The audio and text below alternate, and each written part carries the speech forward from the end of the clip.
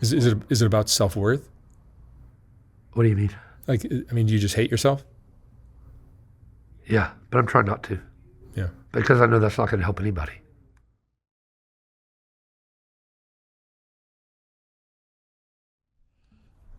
All right, Ryan.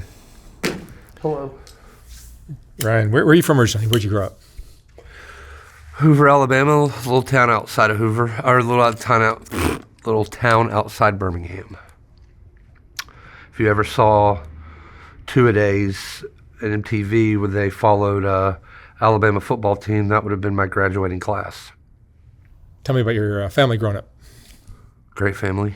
I was just showing her pictures, get some idea of my background, and great. White picket fence, apple pie. And, I look at these saw a picture of my mom and my dad and me right then that I hadn't seen, and it just fell on me like a ton of bricks because the life I grew up with in a way was supposed to be different because the picture of the three of us, my mom and my dad, that was a life I would have had.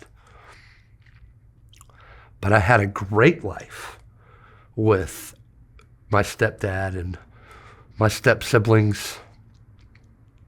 I was given every opportunity. I've been in and out of programs since I was a freshman in high school. Was the first time I got caught smoking pot before I had to retake a math test. And, I'm just, every picture I look at, I just see that black sheep. And I see that 3-year-old standing in front of church at his Easter's best with his mom and his dad, and I know that kid's dead. I know he doesn't exist anymore. And I've searched for him, and I don't know where he is. Because my mom tried. She still tries. I would be homeless if it wasn't for her. I was not necessarily given a whole lot of freedom though growing up. Couldn't listen to certain things like I went to a Christian school and I was, really big in the Kiss and Megadeth growing up. Megadeth especially because Dave Mustaine and I are birthday twins. So I had my room was just plastered with these photos. And I got kicked out of that Christian school. This was one of the two I got kicked out of in high school. And she just ripped down all my pictures, threw away all my CDs. She threw away my Hanson and my POD CDs, my fucking Hanson CD, my POD CD, and the counselor at the Christian school was trying to get me into music that was like what I was listening to, to try and, I guess, positively reinforce the spirit that I ended up becoming anyway. And I had a great childhood. But with my parents split when I was 3. I remember the night Dad left. And it's just been a whole back and forth between them all these years as to what happened. And now I just don't give a shit. I just want my parents. I wanted answers as to why, because, my mom worked for my stepdad for the entirety of their marriage to my dad. And then, she's married to him. And when my dad moved to Asheville, my dad had his teeth knocked out by my uncle, and my stepdad ended up working on him. So there's in the same area in Shades Mountain Bluff Park is kind of another little niche in Hoover. It's all in the same area. And, there was always this question in my head, why? I let it obsess me. But I had the best childhood I could have had, but I made it difficult. Tell me about your high school years.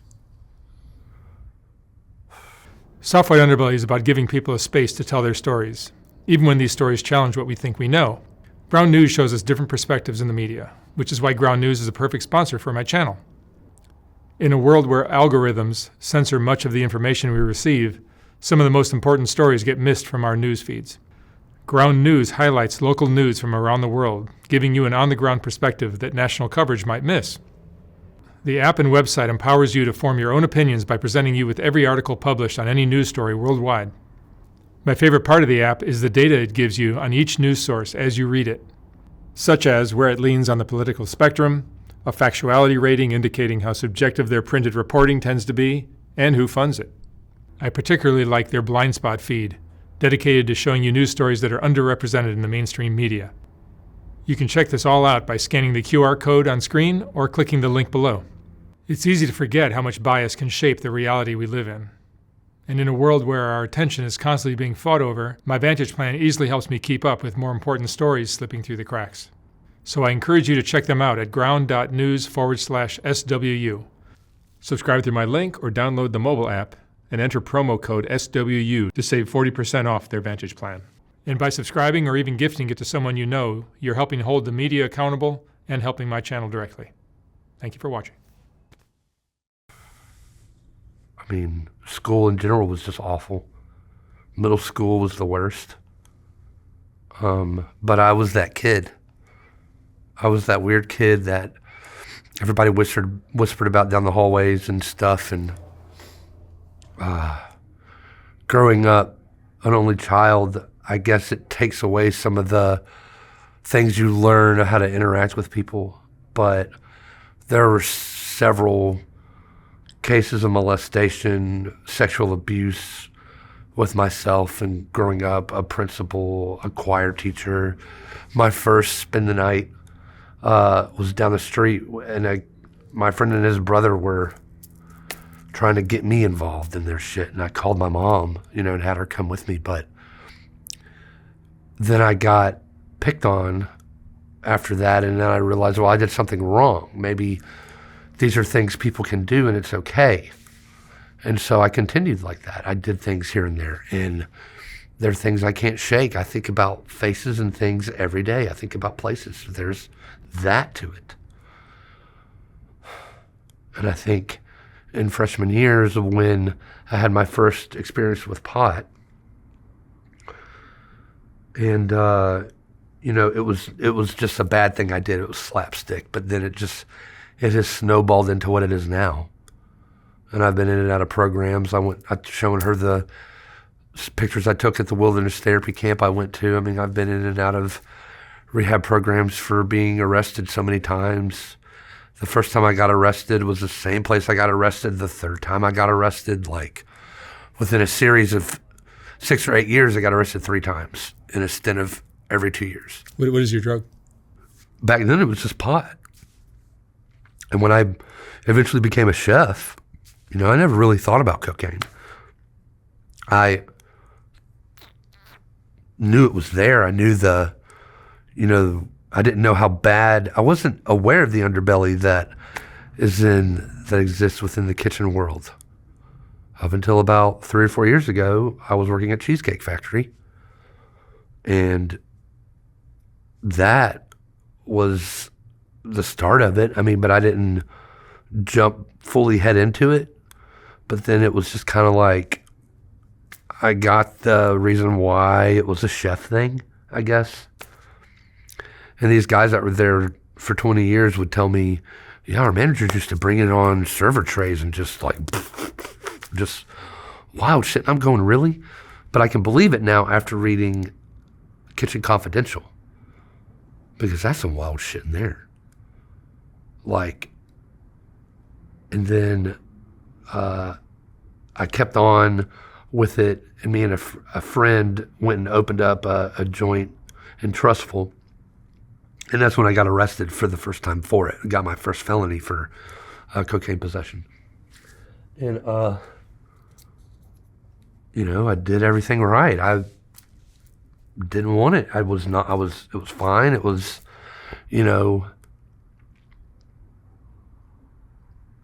I think I was good for about 2 or 3 years, and then last year, and now it's my DOC, and I don't know why the fuck, but a friend of mine came back into my life, and it was off to the races again. But that was also because of the separation and the marriage. I mean, there's just so much shit in me. I don't even know where to begin with you. You were married? Yeah. How long? 2 years. 2.5. I don't fucking know. But we were 8 years together, and she was someone I admired a lot in the past when we were around each other, like a long time ago. And I ended up seeing her one day when I was on my way moving back to Gulf Shores, and I yelled her name because I saw her passing by and just made her look. And then like 8 months later, I met her on an app, and we were just, I think, looking for, we're just looking for someone that fit a criteria that was comfortable enough for us to not be alone. Because I had never given myself enough time between relationships to be single. Neither did she, come to find out. Because I had moved back from Gulf Shores, and then 9 months later we were together, and she moved right in. But the shit with her childhood and what happened later, I could see why she gravitated and just moved in like that. But And drugs were a part of your life when this happened? no, They weren't. I mean, just pot. Yeah. But I was an everyday smoker too. It was too much. It was I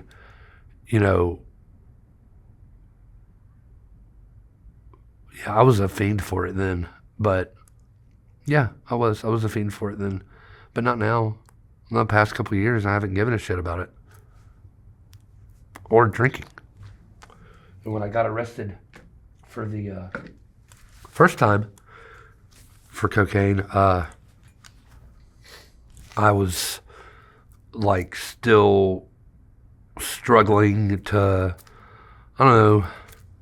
I ended up just drinking a lot at this one place I was at, and one day I just pounded like 2 shots of Jack and 2 tall boys and drove to what I now know failed my first actual real drug court test, which when you showed up to just pee the first couple times, they didn't test for alcohol.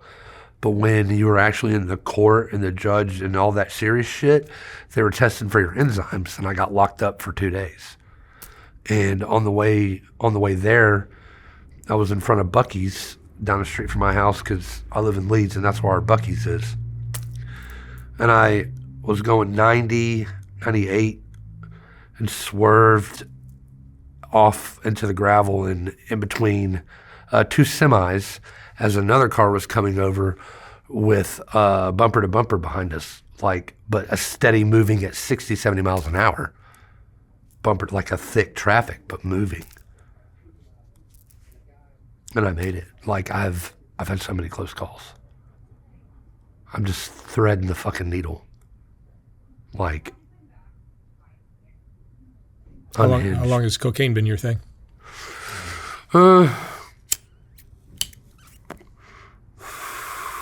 I think, let's see, our first separation was Memorial Day. It's when she punched me in the face. She was doing like a 12-pack a day, and at that point, I had started taking therapy more seriously and met somebody who was doing it out of an office for a church in our town. A big church that everybody knows. I won't name drop.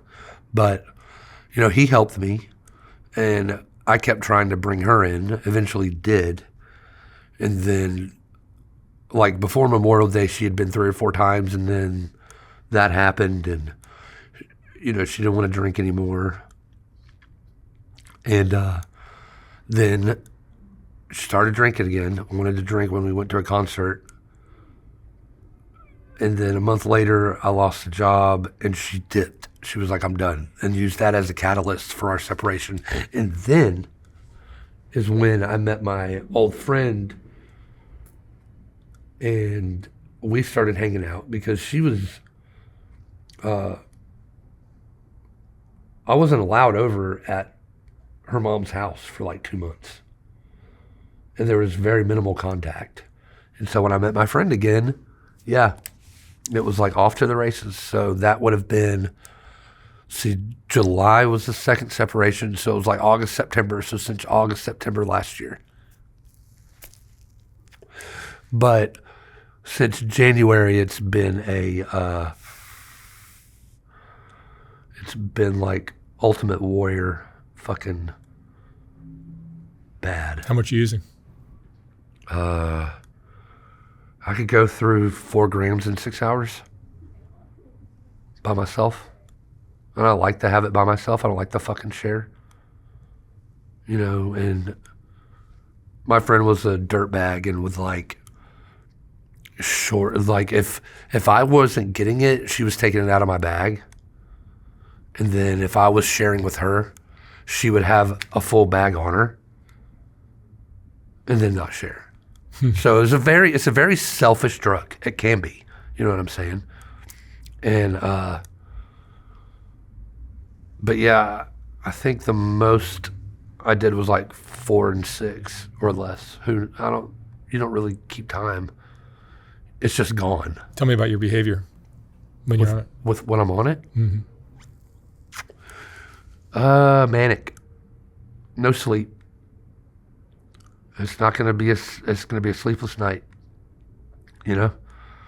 Every time. No ifs, ands, or buts.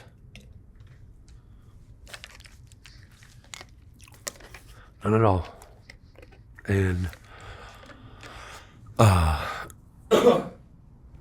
when I ended up having to move her in, because my wife and I were like, okay, well, I'm going to move my friend and her boyfriend in, and it's going to be better for you to not have to do this and keep paying, because she was paying up until like last January or February when I moved them in. And, you know, it just got bad. It got worse and worse, and my mental breakdowns kept me from having jobs, and the jobs I had in like September and October, I was driving a forklift. I think I told you I had like my forks like in the air, and it was on me, and I was doing it on the job, and I was falling asleep with my forks in the air. And that was the come down. You know, it was vicious. And then that kept happening. That happened this past year, and like just boohoo dribbling crying. But that started last February when I got on Lithium. I think the Lithium was kind of an imbalance because she just threw me on 300 milligrams without a ease into it. So I don't know what happened, but I think the mental thing is a separate issue than the substance. But I think combined, it's a perfect storm. Yeah. But I think the longest I stayed up was like 2 or 3 days straight. What are you doing during those 2 or 3 days? Working or in my room by myself. Just sulking. That's what I was doing, because there was no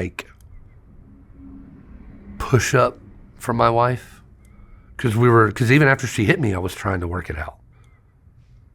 And then I lost the job, and she was like, you're just too heavy. I can't do this. You're just too heavy. And in the 8 years, I'm at where she was when we met.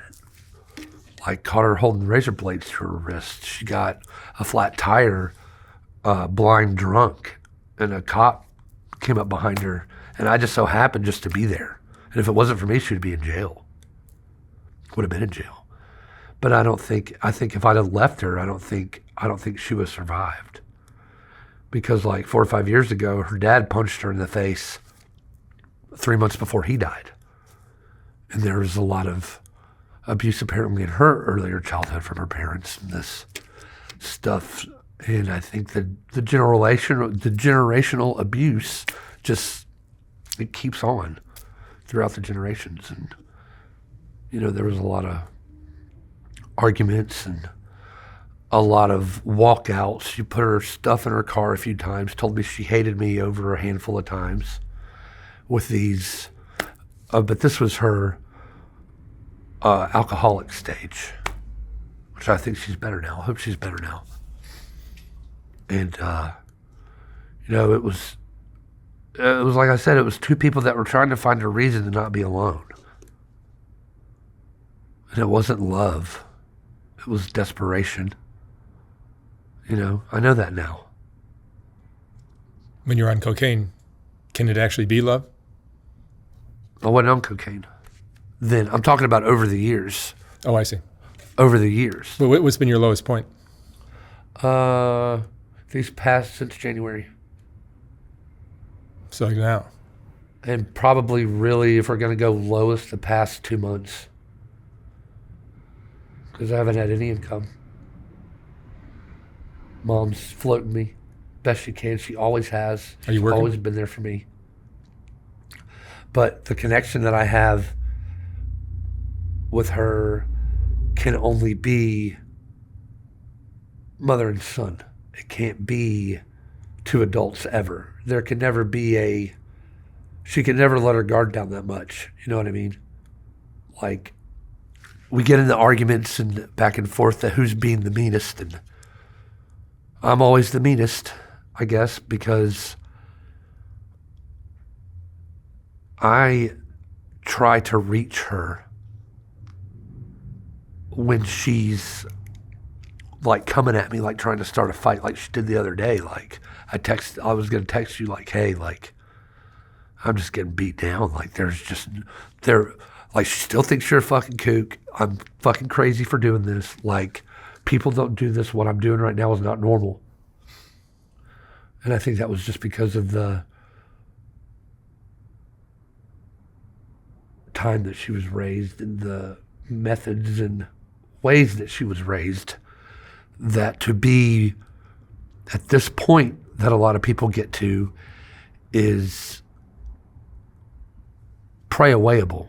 You don't have to be that way. Undepress yourself. What's wrong with you? Like, you weren't raised like that. You were raised better than those people. You don't fit in those people's category. Well, no shit. But that's not the reason I'm here. It's not your fault. And none of that is my mom's fault. I mean, whether or not you can point one puzzle piece to the other and fit it doesn't mean that she meant for it to be that way, because we're all who we are at the end of the day.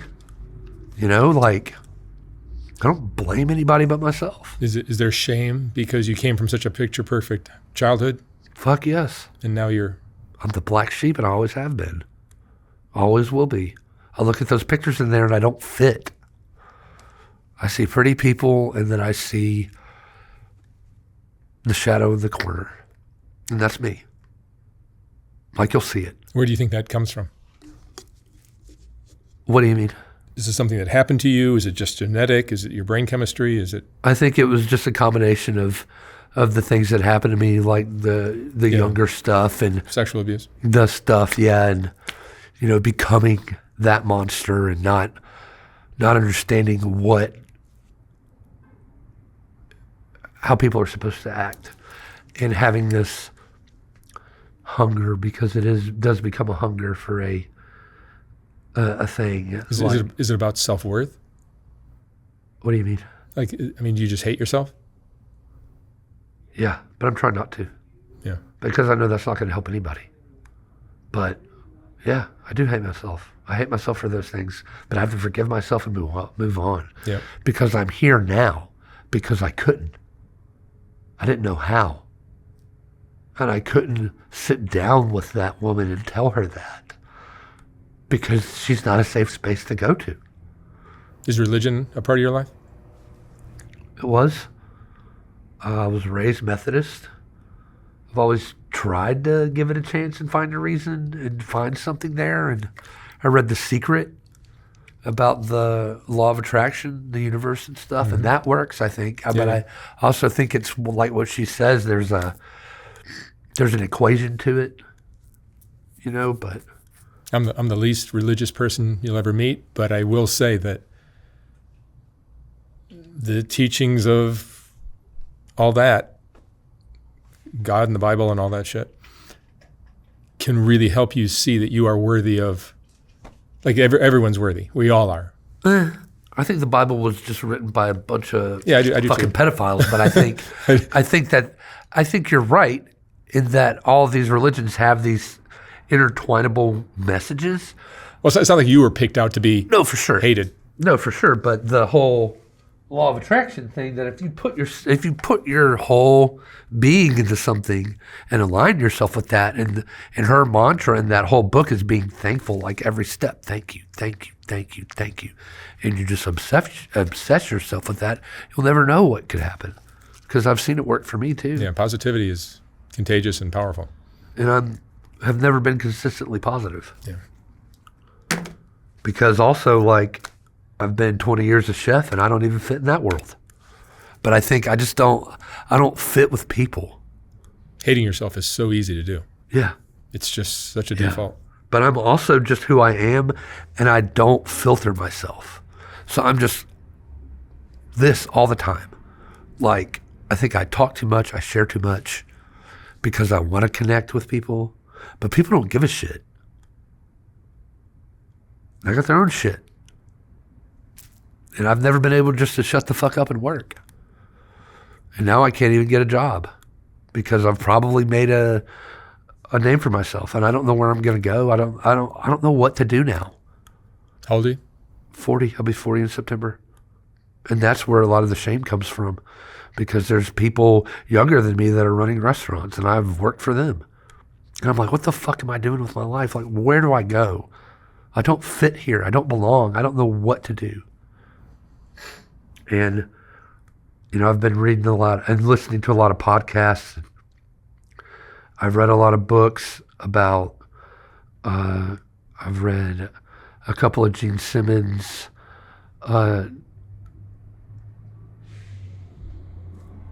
Ace Frehley, Peter Criss,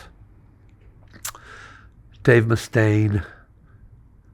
Not Gene Simmons, but I've read, he was a very interesting character, coming from nothing. And Steve Harvey, I saw a clip of Facebook yesterday, you know, coming from nothing and making themselves this powerhouse, this incredible being coming from nothing. I came from everything and now I'm nothing. And I don't know what to do. But I'm holding on hope because I know that those guys I just mentioned, those musicians were able to bring themselves out of it, and they're still here. Phil Anselmo was still here, and he went through fucking hell. And, you know, Dave's story is pretty wild. Alice Cooper got him sober. David Bowie got Trent Reznor sober. You know, so there is hope, and there's. I look to my idols, who have been as bad or worse off than I am, to be able to pull themselves out of the muck. In some of these videos of yours and some of the online NA meetings I've been at, because you can just go to however many NA meetings online you want. But I know there's hope. But it is just like a Atreyu pulling Artex out of the fucking mud for me. You've tried to get clean? Trying. Very much so. Very much so. But it's that point in the come down when all the suicidal, homicidal thoughts start. And when I take it, that doesn't happen. So when we're talking about behavior on it, I'm motivated. Like, I start planning out positive points in my life. I start, you know, seeing how I can fix things. But I'm high as fuck.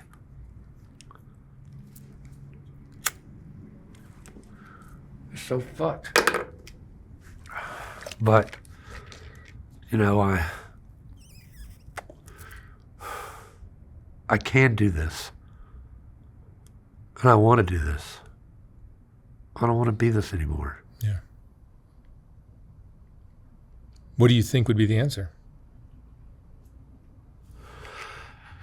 Getting out of Birmingham, maybe. Maybe, yeah. maybe putting some distance between me and my mother, a little, not putting her down or anything. But there's always just that pull to like run to her to fix the problem. Instead of me figuring out how to fix the problem, I was never taught how to fix my own problems.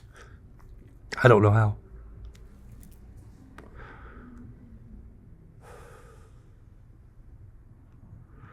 But it's good to be here. When you look back at your life, what do you wish you had done differently?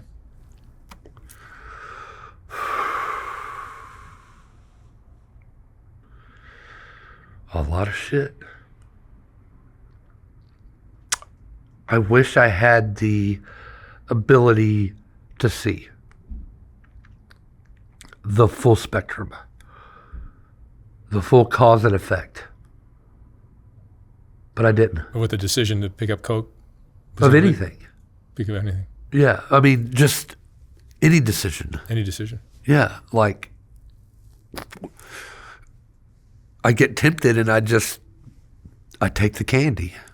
I take it. Like to just the rush to being, just having that rush to do the things you're told not to do. I'm going to do it. If I want to do it, I'm going to do it. You tell me not to put my hand on the stove, I'm going to leave it there.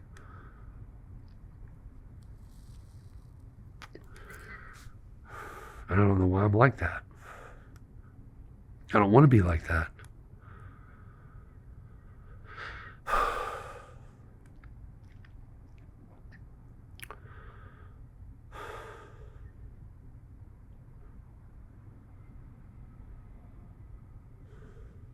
I miss the water. I miss Gulf Shores a lot. I miss being by an ocean.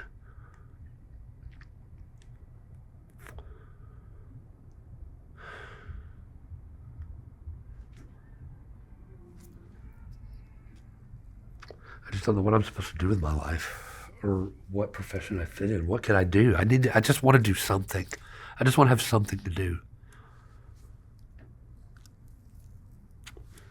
Do you think there's like a bipolar or a borderline aspect to your personality where like you might be doing good for a while and then it kind of goes into a phase where you're It gets like that, and more self-destructive? I self-sabotage without even realizing I'm doing it, and I know I'm doing it now. Yeah, it's brutal. It's just which actions are those self-sabotaging actions. Obviously using is, of course. But other than that, saying too much, not realizing how I come across, not realizing what my reactions project to other people, even though I may think it's not a big deal, like a fly buzzing, but to somebody else it's like getting hit by a train. And being a chef made me an angry person. And that's why I tried to leave the world. Then I jumped into Amazon, did that for 9 months, got my teeth punched out because the customer's package wasn't where he fucking wanted it. Had a gun pulled on me. In another instance. And then it was just job after job after job, and then I tried to do kitchens again, and then with the usage it just got worse. You know, a fucking nosebleeds when it's just full on, and I'm just still going and going, and I've gotten to the point to where I get acid mouth. You know what that is? No. It's where like I can feel every individual tooth in my face. And my tongue, like all of the taste buds are like needles. So anything you ingest, you just feel spicy. You don't taste what you're consuming. You just taste that acid. You just taste that.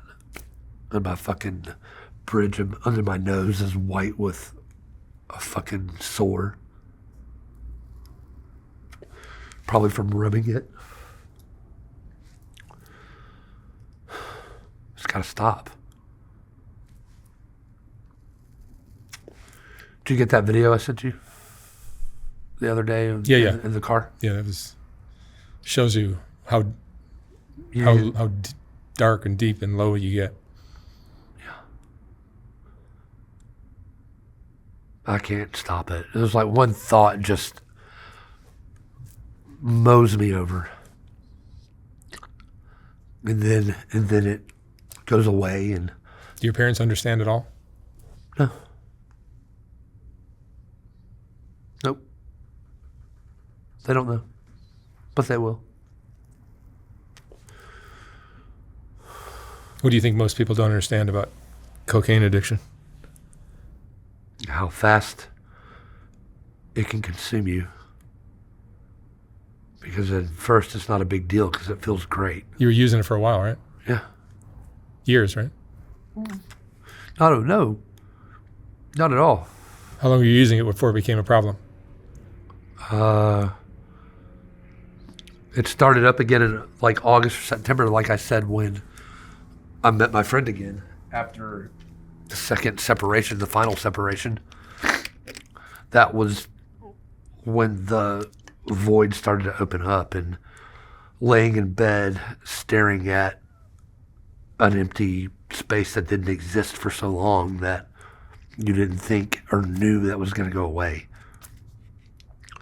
But part of that I also know, I was sharing with Noel, was I have a instant gratification problem, and part of that is money. I can't hold money. Guitars that I don't even play, I can't even play. But I have all of this collection. You can't hold on to money? No. Yeah, that's a problem. Yeah. Just the money itself before the substance, Mark. Because I was never a user. I always stayed away from it. I always was afraid of it. That didn't ever want it. And then a couple years ago, got me into it at Cheesecake. And then last year, it just shot the fuck off. And then January, it was just, it plummeted even faster. It gets expensive too, right? Yeah. What are you spending a day on? I mean, it depends. I think the most, just only once was like 200, but it was either between 80 to 150 sometimes, and sometimes it would be every day. And that's when the acid mouth came. And it, that constant use is just the thing I tried to avoid all these years being a chef. I didn't think I'd get here. And I didn't know what was happening. But I also know the problem with my spouse was me just spending money, period. Like our wedding money and stuff, my bills took it, That was before the constant use, because I had bought so many guitars and opened up so many accounts, that these automatic payments just ate me alive. The money mom gives me and stuff, I can't stop it. What is your mind telling you while you're high on coke? It doesn't speak to me.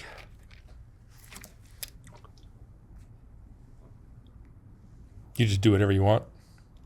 I just do. Like I'm running away from that come down. Like I've disabled myself, Mark.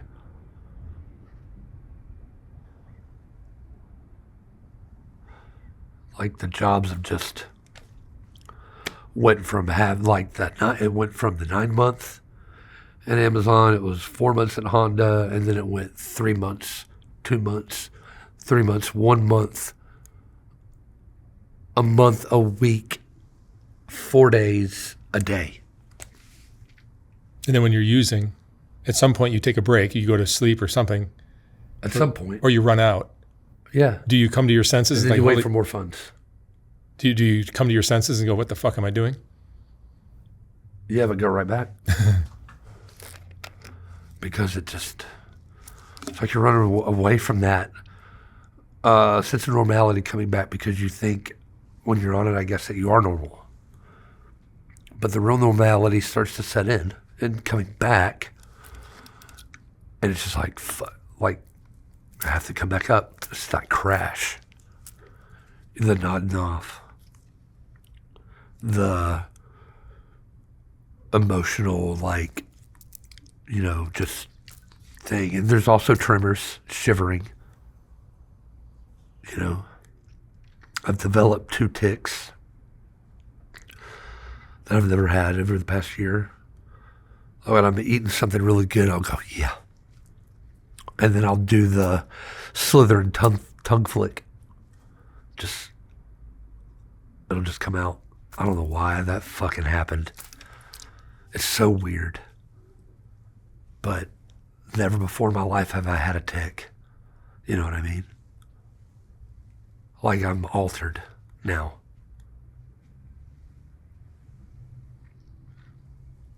I don't know what I'm going to do. But I got to keep going. I got to do something. Because fuck dying. I can't.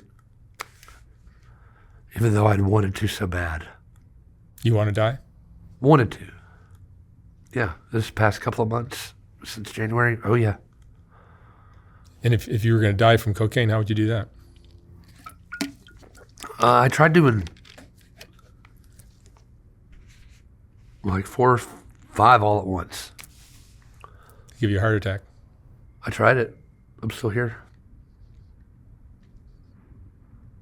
So that's not the answer. But had I not gotten rid of my guns, it could have been that. I got rid of them in February or March. But on those come downs, the depressive thoughts, the suicidal, or sometimes homicidal thoughts come in, and I just wanted to go get a fucking zip tie from Lowe's in the store, rip it out of the bag, and just pull it as tight as I could. I'd have fucking done it. I'd got that idea from a movie.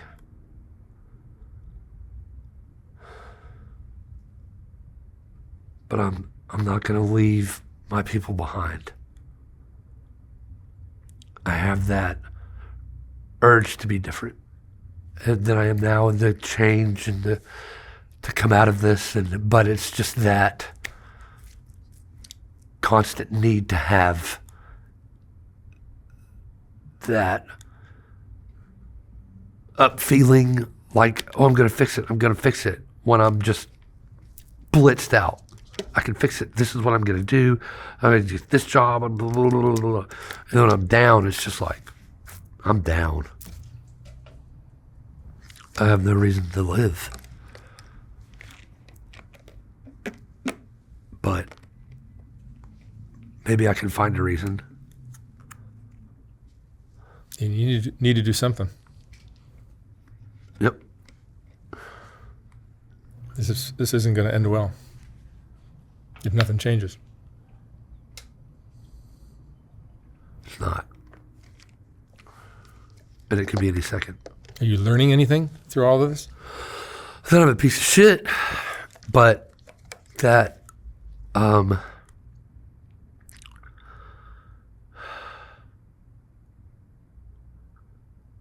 think the only thing I've learned is that this isn't fucking working. That's what I've learned. It's not working. All right. Brian, thank you so much for sharing your story. Thank you, Mark. I wish you lots of luck, man. I appreciate it. It's going to be a battle. I'm here for it. Awesome. Thank you, man. Yeah.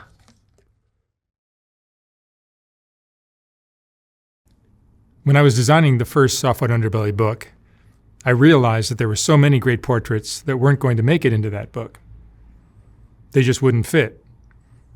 And once I saw how well that first book sold, I knew I'd have to design a second book. This second book is finally ready to ship.